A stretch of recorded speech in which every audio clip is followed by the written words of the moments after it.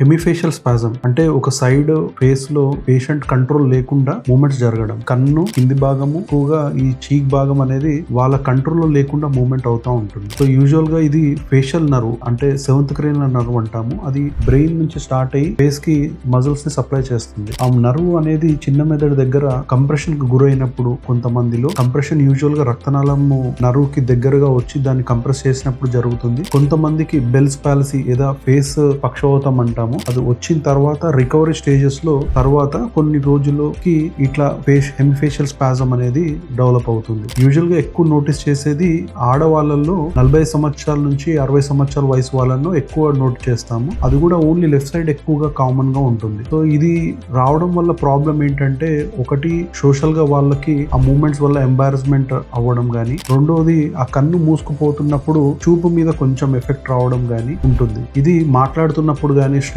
కి గురైనప్పుడు గానీ పెరుగుతూ ఉంటుంది. సో దీనికి ట్రీట్మెంట్ ఆప్షన్స్ ఎలా ఉంటాయి అంటే ఒకటి టాబ్లెట్స్ ఉంటాయి, రెండోది ఇంజెక్షన్స్. దానిలో బోటాక్స్ అనే ఒక ఇంజెక్షన్ ఉంటుంది, మజిల్స్ లోకి ఇస్తాం. సో దీని వల్ల ఏమవుతుందంటే మజిల్స్ టెంపరీగా పారలైసిస్ అవ్వడం వల్ల ఈ మూమెంట్స్ అనేది తగ్గుతాయి. ఇది కాకుండా సర్జికల్ ఆప్షన్స్ ఉంటాయి. సర్జికల్ ఆప్షన్స్ లో ఏంటంటే ఎక్కడైతే నర్వ్ కంప్రెస్ అవుతుందో, రక్తనాళం వచ్చి దాన్ని కంప్రెస్ చేస్తుందో ఆ నర్వ్ కి ఆ రక్తనాళానికి మధ్యలో ప్యాడ్స్ లాంటివి పెట్టడం జరుగుతుంది. బట్ సర్జరీ కన్నా ఈ బోటాక్స్ ఇంజెక్షన్స్ కొంచెం బెటర్ గా ఉంటాయి. టాబ్లెట్స్ కన్నా బోటాక్స్ ఇంజెక్షన్స్ అనేది బెటర్. సర్జరీస్ కూడా ఎప్పుడు ప్రిఫర్ చేస్తామంటే పేషెంట్ కి బోటాక్స్ తీసుకోవడం ఇష్టం లేదు, ప్లస్ సింగిల్ టైం ట్రీట్మెంట్ కావాలనుకున్నప్పుడు నర్వ్ కంప్రెషన్ ఏదైతే ఉంది మనకు డాక్యుమెంట్ అయ్యి ఉంటే అది డీకంప్రెస్ చేస్తే ఇంప్రూవ్మెంట్ అనేది జరుగుతుంది. నమస్తే.